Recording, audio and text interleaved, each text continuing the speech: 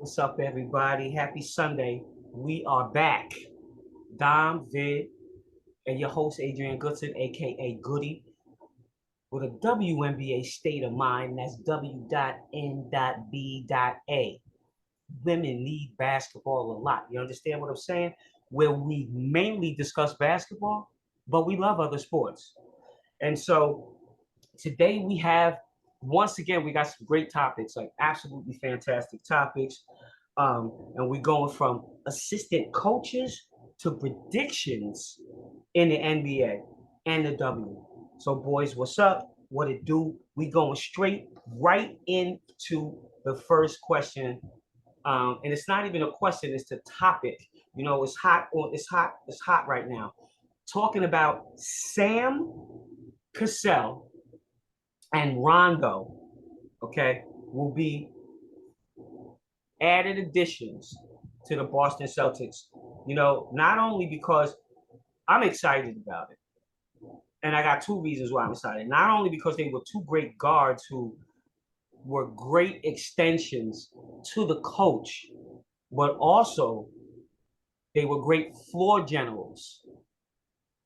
They were great floor generals, and they could shoot the lights out, or they could bust the defense down and getting into the gaps. I love both of them. And to have them, especially former players on the other side of this, you know, I'm a fan of it. What do you guys think about it? Well, I love it. One other thing they both add is toughness, right? Um, Boston just, their point guard play, it has been non-existent. No disrespect to Marcus Smart, but he's not a true point guard. He wasn't a true point guard in college, right? So I think the addition with Sam Cassell as well as Rondo, their IQ, there being players beforehand, and the toughness is going to add wonders for Boston. It's definitely going to take them over the hump. I can't agree. Absolutely. What you got, Don? Talk to about. I know you over there burning. What do I'm you move? You know me. I'm gonna come at this a little bit different. So Joe, first year coach, youngest coach in the NBA. We know Sam Cassell has aspirations to be a head coach. He's been an assistant around the league for a while now. Clippers, 76ers. He holds his own workouts in the summertime with different players, things of that such. He's been groomed for this for a while. Now you got Rondo on the other hand. There's been articles written. He said it himself. I want to be a coach. That's my next phase in life. So, are they coming for his job? See, you adding controversy to this. You know, you know the Don Dada got to come with that kind of angle. You know what I'm saying? I love it. Soup. He got to be the pepper in the soup. He got to be the cayenne pepper. He got to. I gotta give you the inside scoop. I love it. But they got to. I mean, you have to. Let me tell you this, and not to even cut you off. Please hold that thought, there. Mm-hmm. I tell you what, there are so many good coaches out there. But they don't get hired because that dude or that chick who's in the head coach position are thinking that somebody's coming to take their job, and then you sabotage the whole organization because you're operating in fear. If that's the case, in my opinion, you shouldn't be there. Because if I want to be the best, I have to surround myself the best. I have to want all that smoke. And if you don't want all the smoke, then why are you there? Because that's all you're gonna be smoking. Go ahead, Vid. No, I was just gonna say you got to start somewhere, right? So whether Rondo wants their head coaching job or whatnot, he got to start as assistants first, right? And so we know how it is. It's professional sports. Your job's never safe. It's all, as a player, as a coach, you always, looking over your shoulder or whatnot. So if the coach is worried about that, I don't think he's going to be too successful in that career path anyway. That's just my take.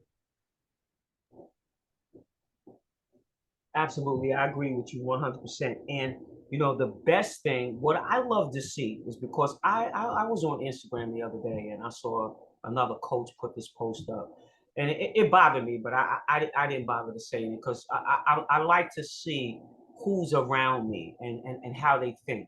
You know, where you go, oh, just because he was a former player doesn't mean that he's a good coach. Shut it down. Shut it down.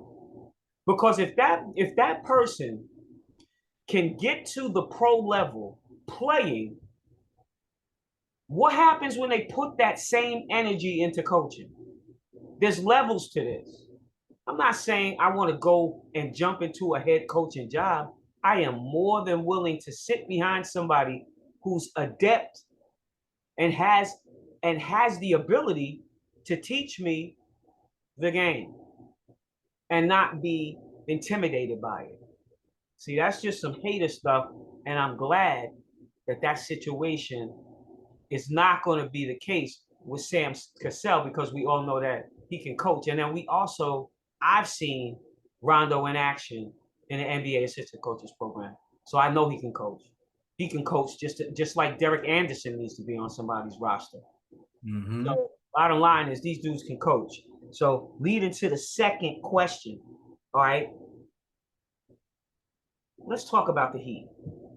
And then I need to get the atmosphere down there. Actually, it's funny. It popped in my head. They had a show in Lakeland. And I was like, isn't Vid from down there? We can answer that later. But I was like, where's Lakeland? And then all of a sudden I'm seeing, all you got to do is ask life something and it will show you. That's why you got to be careful what you say and what you ask for. So talk about the Heat, the last game in the playoffs. I mean, come on, man. How would you rate this series from 1 to 10? I mean, Miami to me is too Showtime. It's like, oh, look at this celebrity, look at that celebrity, look at this celebrity, look at. It's just to me, it's like the players are too disconnected. It's like, okay, we're happy we got to the championship, and now there's no more work that's involved. You only have a few players that still going hard, no? I just think they out of their league right now. Denver's just too deep, too experienced, too tough, right? The atmosphere down here is, it's a whole bunch of implants here, right? So it's no real fans. If Miami's doing well, everyone roots for them. But if y'all remember when LeBron's last year in with the Heat, that last game with San Antonio in the championship, how the fans just walked out the stadium in the third quarter, so that's the atmosphere down here, as far as with the fans is like they're losing, so we're not really behind them. But if they were winning, everyone will be coming out. But as far as the series, I rate it as a 4, honestly. I don't think Miami has been, they haven't really been fighting. Maybe the long season they did play in games. They did have tough series. They went 7 with Boston. That might play a factor in it, but again, like I said, I think Denver is just so much better than Miami. Period. Yeah, absolutely. They do. They look outplayed. They look outworked. They look like they don't have any confidence. Basically, they look like they left their game in that 7-game series against Boston. And Boston, so much would have been a better showing in this playoff. Yeah, I totally agree. They just outmatched. And, Denver's got the winning formula. You got a point center and a hybrid guard in Jokic and Murray. You got 2 facilitators on the floor just about at all times. Miami doesn't have that. The X's and O's of the game, hey, that's interesting to watch with this series. So I'm going to rate it at a 7 on a basketball scale for those that have basketball eyes. Yeah, there's a lot you can learn from it. Mm-hmm. Certainly a lot that Miami can learn from it. It's certainly a great opportunity for Denver and its market leading up to the football season. How big would is just going to be for Denver when they actually, declare themselves champions on tomorrow, and get those rings. I just can't see anything happening for Miami right now. The best thing that they can do is to be looking for those players that are going to complete the team next year, looking for those players that they want to continue down the road in the future, how they can build, and what they should be looking for out there in Vegas when they go out there. Because not only are they going to be looking at their team, but they have the opportunity to pluck from other teams if they so choose. So that's the beauty of the developmental leagues, is the fact that not only can you pick from your team, but you have the cream of the crop leading up to the third topic that we want to talk about. We got to get into the W. And my biggest question is, can anybody compete out west with the Aces? I mean, this year, will their stiffest competition be when they come to the East Coast and play against those four teams? Because who has a team to has the potential to even give them a problem? Right now we looking at the standings. You got on the East Coast, you got the Sun, they're 7-2. The Liberty is 5-2. The Mystics are 4-3. I don't know how this works, but the Sky are 5-4, and they have them at 4. The Dream 2-4, Fever 2-5. They are clearly out of the picture for this year, rebuilding. They are definitely not a contender. I will say that Darius Taylor was a huge loss for the Dream as an assistant GM. As you can see, he's in Connecticut. They're on top, 7-2 of the East. Change is good, but not constant change. All right? It's just not good. The Dream, I really thought that they were on a path to greatness, and then all of a sudden it's boom, boom, boom. This one's leaving, that one's leaving, and we can't forget about Weezy, who's now in Indiana helping them. You need that. You need Weezy, because right now your point guard is out. So you just never know what's going to happen. Change is good, but it's not always good.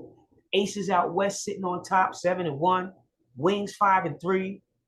Sparks 4-3. Then after that, it stops. The real battle in the West is going to be the Wings versus the Sparks to see who's going to play the Aces in the championship game, where whoever makes it is getting annihilated. The Storm is 1-5. They added it. Forget about it. The Lynx, the worst I've ever seen them in my life. 1-7, bottom of the barrel. I've never seen them play that bad. I mean, not like I can't. I'm stuttering. Okay, even getting into this. Okay, we can't even go to the airport. I promise you, the stalkers are out there. I had one in New York. Every time we came to New York, from Utah to New York, I had to have extra security because a dude from jail was writing me, telling me, or asking me how the kids were doing because we were married. Jesus. Then I had a dude that was stalking me, writing letters to me. He was sitting in the crowd, but they wouldn't tell me who he was because my family probably would have jacked him. You feel what I'm saying? So it's real out there. So Brittany Griner goes to the airport. You hate America. What's going on? People better stop. I'm telling you, because we have armed security. You're going to mess around and get yourself shot out there, messing around or screaming obscenities in an airport, of all places, to Brittany Griner, of all players you choose to pick on. Talk to me, boys. Well, Goody, I definitely say this to back up a little bit. Vegas' only competition is the Liberty. That we all know. It was already written in stone when the rosters were constructed in the offseason, barring injury. And if that does become a concern, I'm gonna turn things over to the Atlanta Dream as the upset team. You say that they made a lot of changes, and they have, but I think this year they've got a great mix of rookies and vets, along with a cast of hoopers. They got hoopers. They ain't got basketball players. They got hoopers. There's a difference there. There's a huge difference. So they now are going to Fab right there. Five. Are you talking Fab Five to me? Is that what you're saying to me, Dada? They got hoopers. Hoopers. Fab Five. Hoopers. They The got hooper, hoopers. They got 5 of them.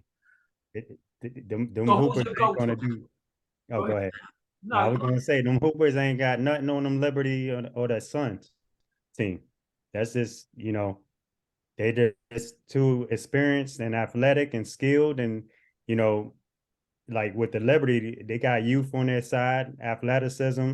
They got some players, man. The Sun is their experience, So the Aces. Absolutely, Go ahead. Vid. If you good if barring injury, if the Liberty are healthy, yeah, the Dream can't compete with that. But if they're 1 or 2 injuries that mix in there, that changes the chemistry. The Liberty are still trying to find their chemistry right now. Yeah, I agree with that. But I definitely agree with that. That's one of my takes. However, the Dream has to think about the Liberty getting injured and the Sun getting injured and the Mystics getting injured. I just don't see them fighting for that crown in the East. That's just me. Hey, they said the same thing about the Heat at the beginning of the year. Where are we now? They in the finals.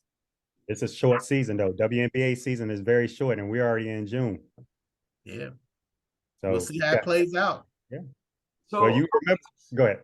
Are we just jumping over the Mystic fellas?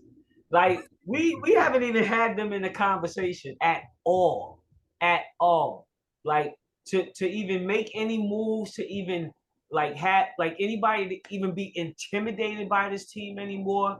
And so that really does say a lot. And I think that the Sky right now, they're picking up momentum. So, they may very well be that team that ends up, in the conference finals, if the Dream doesn't pull off a Martin Luther King. Mm-hmm. I will say this about the Mystics, Goody. Shakira Austin, most improved player of the year. Give her award now. Listen, that you already know. So you hopping on the bandwagon because she's one of I ain't hopping on the bandwagon. I've been there since Maryland. One of my favorite kids, so you may as well come on. I'll pull you on the cart. Let's go. Feel what I'm saying to you? Because I have certain players, and that are my favorites that I just love to watch. And I think that, like I said, she's one of those players that I think should have her own team, but there's not enough teams. Like, she's good enough to go somewhere where somebody can build around this kid. Same thing goes for Marine Johannes over there with the Liberty. You see how Yana Sekou played her behind off. She had 8 threes and 37 points. This is how nervous Johannes is making players in New York. She's so good that now this is the bar that you have to meet in order to keep me on the bench. So Yana Sekou hitting threes from everywhere. Fat. Turn into Rondo on the court because she knows how healthy is having great players on the bench. Okay? Because Johannes can go to another team and start today. New York knows that. Her teammates know that. Now, does she buy into the program? Is she going to be comfortable with being 6-man? She a baller. Mm-hmm. So when you said New York is still trying to figure out their lineup, let somebody slip. Let somebody slip and see if Johannes ain't coming in the back. She dropping dimes. She's a team player. She hitting threes like crazy. Watch her bounce. Watch her footwork. Okay? Mm-hmm. If you split the camera, put her feet and Steph's feet together, I promise you, side by side, the footwork is exactly the same. So I love this kid. She's another one in the bag for me. I promise you, if I had a fantasy team and I got the opportunity to come in and coach that fantasy team, we in there. We in the championship game. There's so many players that are sitting on a bench that are not being utilized because there's not enough teams. On any given day, they would be a starter on another team, but they're sitting on a bench. So there's some teams that got good, healthy problems, and then there's some teams that just got problems. Period. So, like I said, the Lynx, the worst I've ever seen. Okay, and I know that they're gonna come back. You know, I'm so spoiled. I'm always used to them winning and seeing them play and having that good team. I think we're all used to seeing the Lynx playing well. So now they're in their rebuilding stage. So I give them a whole lot of love on that. Leading up to the next thing. Okay. We all have our favorite players. Okay. We all have players that we would have liked to have mimicked, you know, at some point in time. And I'm just throwing this out here. Keep you on the hot seat. When you were out there playing, Vid, in the park, okay, and this is going to be a good topic because in my city, we don't have this problem. Our parks are full. You go to the basketball court, they out there. That's why we make it into the leagues. You go baseball, Cal Ripken field is right down the block, and he literally donated this field. Okay. Then we got Little League, baseball, just won the state championship. Basketball, just won the state championship. Our kids are out there on the field. You go down the park, there ain't nothing but cars, parents lined up watching their kids play soccer or flag football. It's the parents. We're not gonna sit and say, "Oh, these kids ain't in the park." But if we got kicked into the park, our parents did not let us come in the house. Get your butt outside, and then have the nerve to tell us that we smell earthy when we come home. Well, what am I supposed to smell like? That was my mother's favorite line. Oh my God, you smell earthy. Well, what am I supposed? You just kicked me outside to go play. Okay, over here. Gotta love Sugar, I tell you. But seriously, when you were out on the court, Vid, who were you? Who was that dude? When I first, it was Magic. That was my guy, Magic. But then, you know, who I came under after that was AI, Bubba Chuck, you know. So it was those two. It was Magic and AI. What was it about them that inspired you? Magic kicks your butt with a smile. He made his teams better passing. You know, that's how I got into basketball at whatever age I was, like 2, 3 years old, watching him, this man, you know, dishing, smiling, you know what I mean? Just because I know Bubba Chuck, I mean, at 8 years old, he was like Michael Jordan to us. You know what I mean? He was a legend already at 8 years old, but it came from football, right? And then what he did in, you know, with basketball, he's small. I'm small, you know. It was someone I could touch, right? I could touch him. I couldn't touch Magic. That was make believe to us. I could touch Chuck. He was amazing. He is amazing, you know. Yeah, absolutely. And a lot of people don't know your story there because you was a baller at a Hampton. And you know, if there was one thing that I had wished for you is that Old Dominion had picked you up. There was so many players over at Old Dominion playing noon ball that were getting after it. And at that time, you know, the coaching staff really didn't believe in walk-ons. What a pity. And so, you know, you were right across the water, and you know, were actually, you know, you were actually friends with AI. You hung out with him, and you have stories, which is fantastic. And so to be motivated by somebody like that, and to have known him myself and have done things with him in the community, especially when he come back and do the softball games, I miss those days. Joe Smith, we're gonna get back to those days as a matter of fact, because Hampton Roads is hot, and there's some great players that came out of that area. So Dom, who were you? And I found Vid, the kick your behind with a smile. That was exactly what Magic Johnson did. Mm-hmm. Hey, mine is real simple and easy. It was Isaiah Thomas for me, captain of the Bad Boys. That's who I grew up watching, emulating. As soon as the game was over, I had a park up the street. Well, within Detroit, we got parks everywhere. We famous for our parks. If it wasn't for the Rucker, they would be screaming St. Cecilia. A lot of hoopers came from that little bitty small church where if you go wrong to your left or your right, you can hit a wall. There were no stands. That's how small it is. They call it the hot box.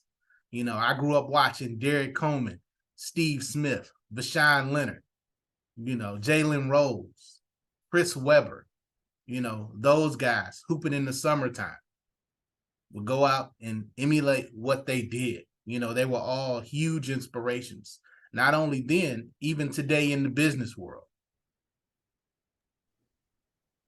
Rashad was a problem. Rashad Leonard was a bad boy. Wow. Imagine him on somebody's coaching staff, teaching the game to people. And, the beauty of the NBA is that, they have so many coaches on the bench and so many opportunities available. It's amazing. Talk about that a little bit. Yeah, I mean, it's what you and I say all the time, and we kind of joke about, needing more basketball people in basketball. And I think within the last 5 to 6 years, a lot of front offices are starting to see that, as you have players like, Chauncey heading things up in, Portland, being a head coach. You have Anisha Curry, being over there as an assistant for a while. Now she's doing some things with the Chile national team. You've got coaches spread all out. You had W.N.B.A, who was one of the baddest bad boys, coaching in the W for years and being successful. Had they not been able to pioneer where they were in the league and been able to get that chance and show what they can do, who knows? But it's fantastic to see that now. You have former players immediately jumping into the NBA assistant coaches program as soon as they retire, trying to get their spot.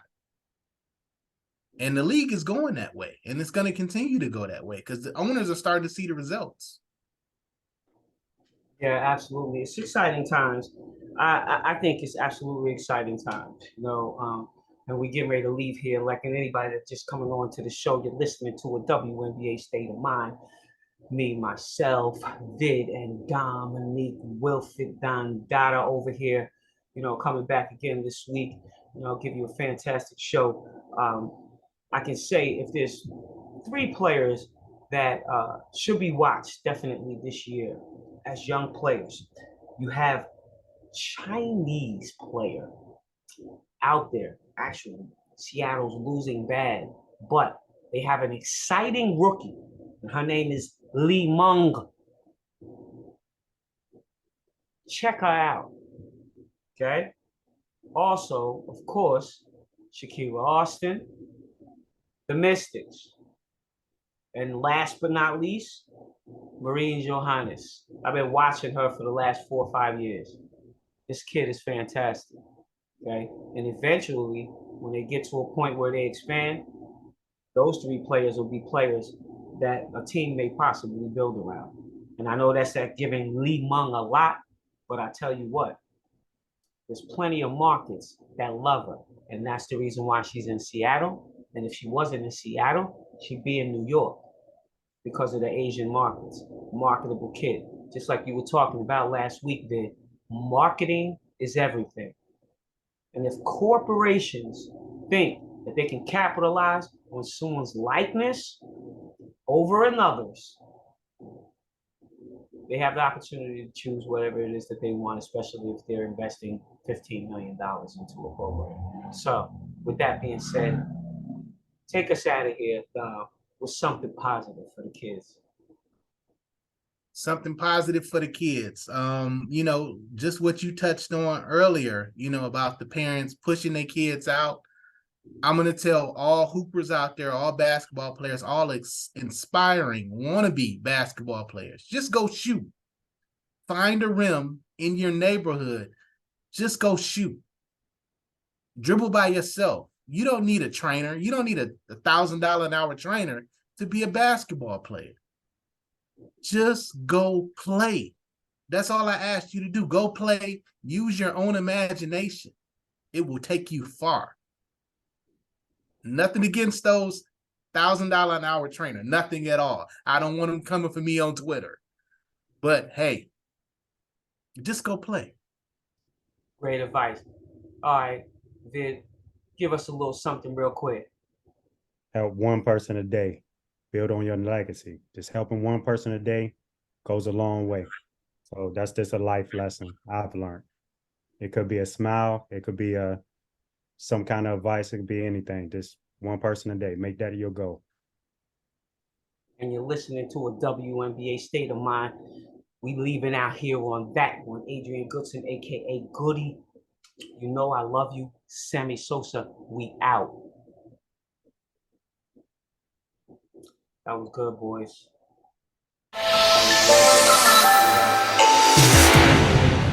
40 seconds left.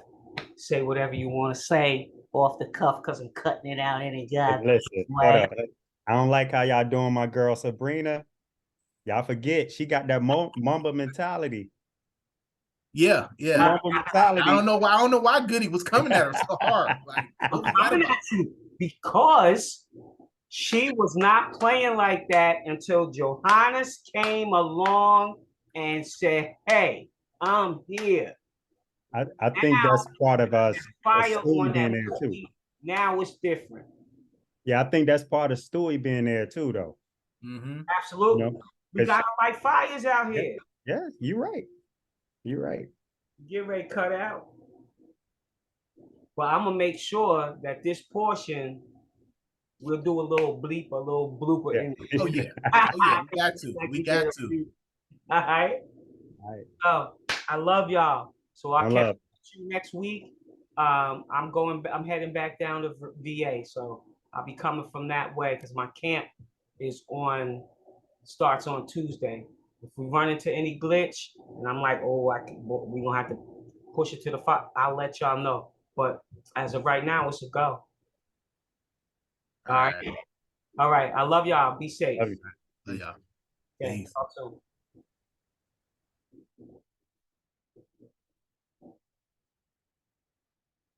Boys. See you later. Sammy Sosa. Peace out.